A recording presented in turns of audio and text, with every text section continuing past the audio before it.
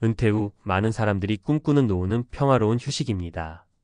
그동안 쌓아온 일을 마치고 여유로운 시간을 보내며 가고 싶은 곳을 가고 먹고 싶은 걸 먹으며 단순히 편안하게 살고 싶다는 생각은 누구에게나 있을 것입니다. 하지만 그 평화로운 노후를 꿈꾸는 것과 실제로 그것을 현실로 만들기 위한 준비는 완전히 다른 문제입니다. 특히 은퇴 후 자산이라는 현실적인 문제는 결코 간단히 해결될 수 없는 과제입니다. 은퇴 자금이 적다면 그만큼 삶의 질이 떨어지거나 예상치 못한 경제적 압박을 받을 가능성이 커집니다. 이 문제를 제대로 해결하지 않으면 우리가 꿈꾸던 은퇴 후 삶은 고통스러운 현실로 바뀔 수 있습니다. 오늘 이야기할 주제는 바로 그런 사례 중 하나입니다.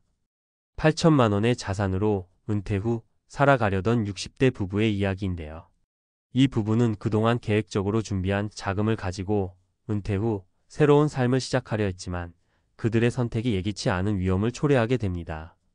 이 이야기는 단순히 한 부부의 고백이 아니라 우리의 은퇴 준비와 삶의 방식을 다시 한번 돌아보게 만드는 중요한 교훈이 될 수 있습니다. 1. 은퇴 후 8천만 원이 주는 현실적 한계. 박현수 씨와 김미정 씨는 두 자녀를 키우며 평범한 직장인 생활을 해온 60대 부부입니다. 부부는 은퇴 후 더 이상 바쁘지 않게 살자는 단순한 목표를 가지고 있었습니다. 그들은 꾸준히 일하며 모은 8천만 원의 자산을 가지고 은퇴 후 한적한 시골로 이사가서 평화로운 삶을 꿈꿨습니다. 주택을 구입하고 작은 농작물을 기르며 자급자족하는 삶을 계획했습니다. 하지만 현실은 그렇게 단순하지 않았습니다. 8천만 원이라는 금액은 서울과 같은 대도시에서의 생활을 이어가기에는 부족할 수 있지만 시골에서의 자급자족 생활이라면 충분할 것이라고 생각했습니다. 그러나 그들의 예상은 빗나갔습니다. 그들이 예상하지 못한 첫 번째 문제는 초기 자금 부족이었습니다. 시골에서 집을 구할 때 그들의 예산은 미리 계획한 것보다 훨씬 더 많은 비용을 요구했습니다. 수도권과 가까운 곳에 집을 구하려면 예상보다 비쌌고 교통편이나 기본적인 생활 인프라가 부족한 지역에서는 추가 비용이 발생하기도 했습니다. 그들은 생각보다 큰 초기 비용을 지불한 후 그들의 은퇴 자금은 급격하게 줄어들었습니다. 두 번째 문제는 생활비였습니다. 농작물을 키우고 자급자족을 한다고 해서 모든 생활비를 충당할 수 있는 것이 아니었습니다. 농업은 예상보다 더 많은 시간과 자원을 요구했고 예기치 않게 기후 문제나 농작물의 수확이 좋지 않으면 수입이 전혀 없을 수도 있었습니다. 이들 부부는 처음엔 농사를 통해 생활할 수 있을 것이라 믿었지만 현실은 더 많은 비용과 시간 투자가 필요한 일이었죠. 결국 그들은 매달 생활비를 벌기 위해 소규모 작업을 해야 했고 그들의 자산은 계속해서 줄어들었습니다. 2. 예상치 못한 의료비, 은퇴 후 큰 위험 요소.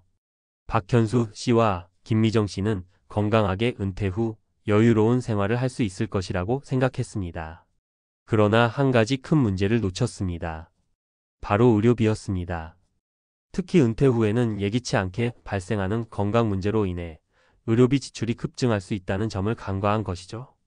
박현수 씨는 은퇴 후 몇 년간 건강 상태가 좋았지만 갑자기 고혈압과 당뇨병 진단을 받게 되었습니다. 지속적인 치료가 필요했고 병원비와 약값이 상당히 부담스러워졌습니다. 김미정 씨도 비슷한 상황에 놓이게 되었죠. 이들의 경우 건강보험으로 처리되지 않는 부분이 많았고 이러한 예상치 못한 의료비가 은퇴 자금에 큰 부담을 주었습니다.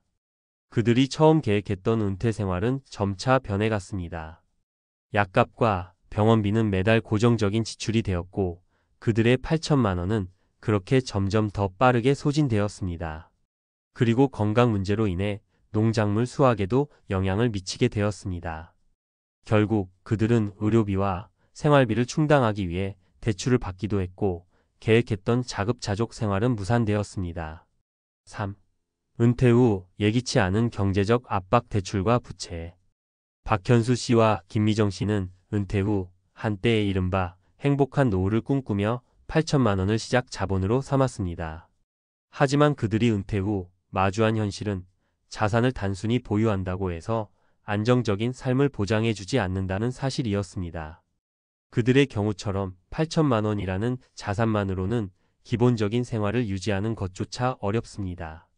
은퇴 후 예상되는 자산이 부족할 경우 결국 대출을 통해 생활을 이어갈 수밖에 없다는 문제에 직면할 수 있습니다.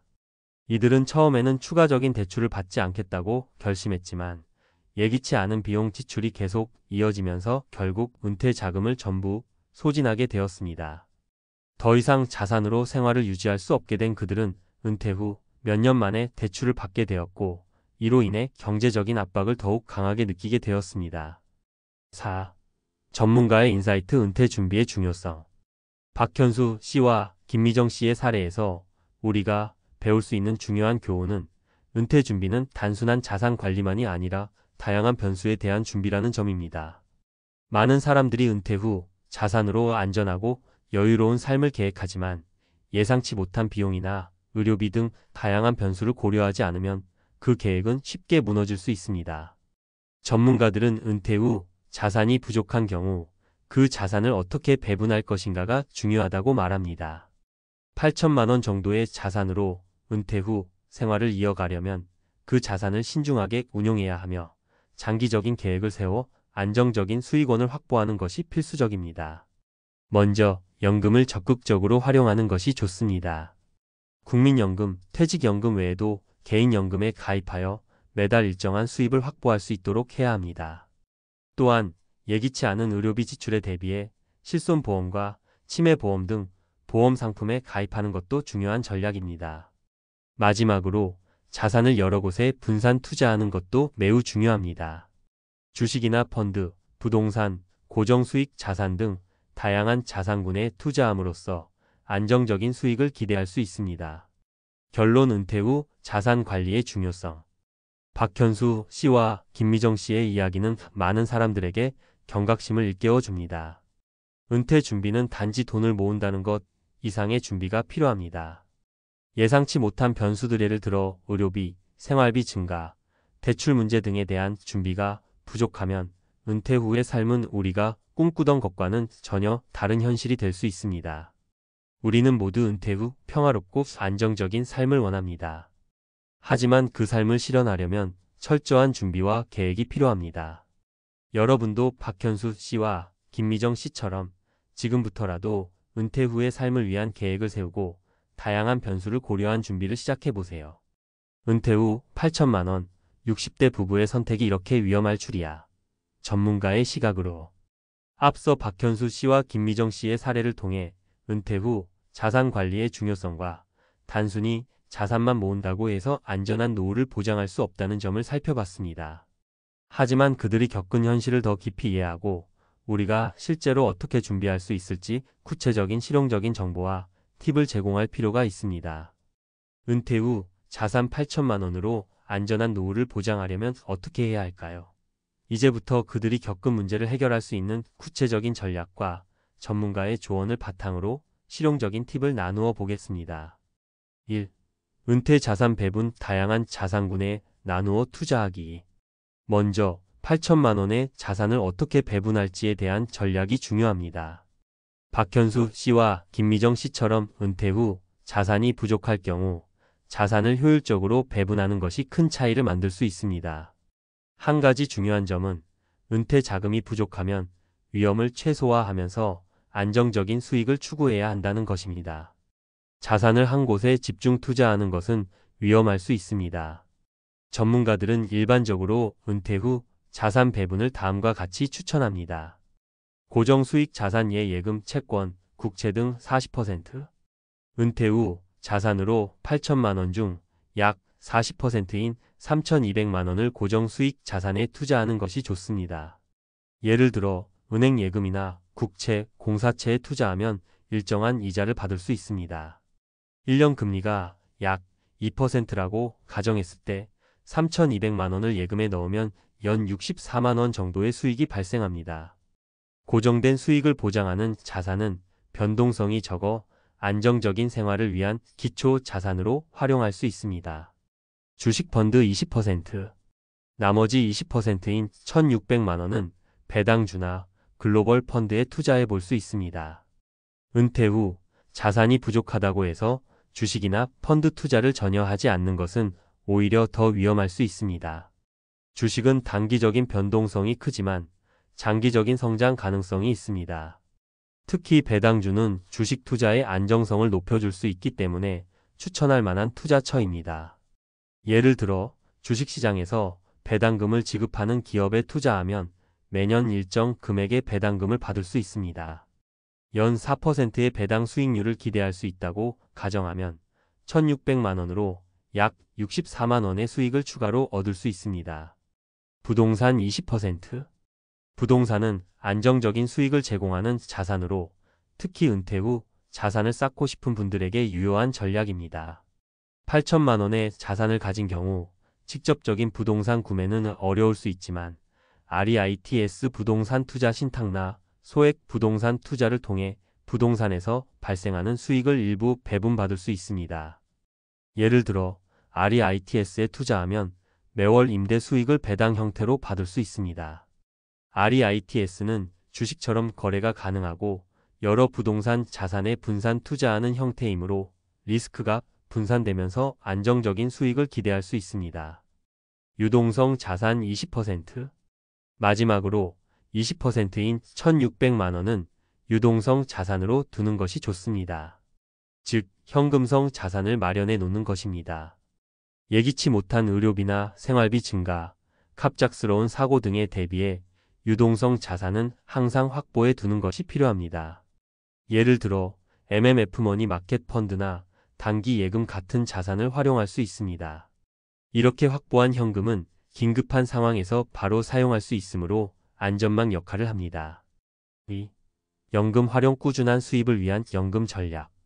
은퇴 후 8천만 원의 자산만으로는 생활비를 충당하기 어려운 경우가 많습니다. 이럴 때 연금은 중요한 역할을 합니다.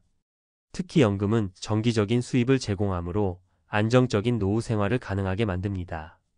박현수 씨와 김미정 씨는 연금 수령액을 제대로 고려하지 않았기 때문에 불필요한 대출을 받게 된 사례가 있었습니다. 그들이 가입한 연금이 무엇인지, 얼마나 받을 수 있는지 정확히 파악하는 것이 중요합니다. 국민연금, 퇴직연금 확인하기. 은퇴 전부터 국민연금이나 퇴직연금이 얼마나 지급될지 미리 확인해 보세요. 만약 국민연금을 40년 이상 납부했다면 월 200만 원 이상 받을 수 있을 수 있습니다. 퇴직연금 또한 자신이 직장에서 받았던 연금액을 정확히 계산하고 이를 어떻게 활용할지 계획하는 것이 중요합니다. 퇴직연금은 일시금으로 수령할지 연금으로 수령할지 선택할 수 있습니다. 연금 형태로 받으면 매달 꾸준히 생활비를 지원받을 수 있기 때문에 연금으로 전환하는 것이 바람직할 수 있습니다. 개인연금 및 연금저축 활용. 아직 개인연금이나 연금저축을 시작하지 않았다면 지금이라도 가입하는 것이 좋습니다. 연금저축은 매년 세액 공제를 받을 수 있는 장점이 있기 때문에 세금 부담을 줄이면서 노후 자금을 준비할 수 있습니다.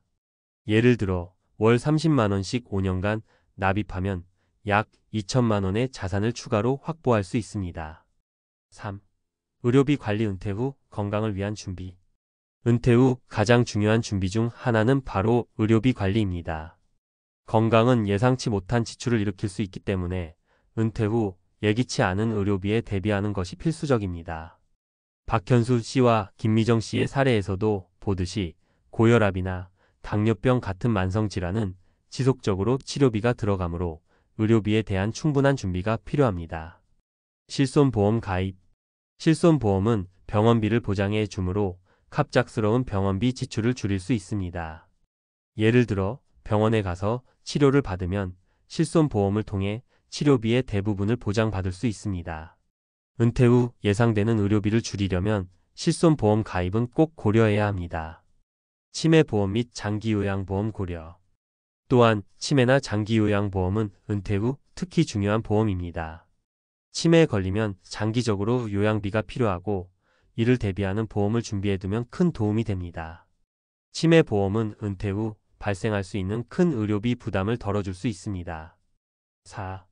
부동산 소액 투자, 안정적인 월세 수입 확보하기.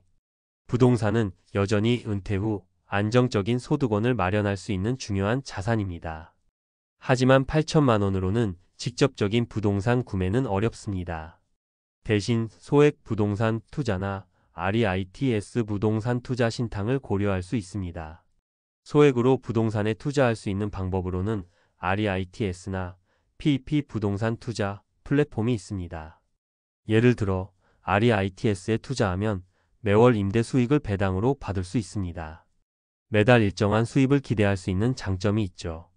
REITs는 부동산에 대한 전문적인 관리가 이루어지므로 개인적으로 관리할 필요 없이 안정적인 수익을 제공합니다. 결론 은퇴 후 8천만 원으로 안정적인 삶을 위한 전략. 8천만 원으로 은퇴 후 안정적인 삶을 유지하기 위해서는 철저한 자산 배분과 연금 활용, 그리고 의료비 대비가 필수적입니다. 자산을 여러 군데에 분산시키고 연금과 보험을 잘 활용하며 부동산과 같은 안정적인 수익원을 확보하는 전략을 세워야 합니다. 은퇴 후의 삶은 계획적으로 준비할 때 비로소 안정적이고 평화로운 노후를 누릴 수 있습니다. 지금부터라도 노후 준비를 철저히 해보세요.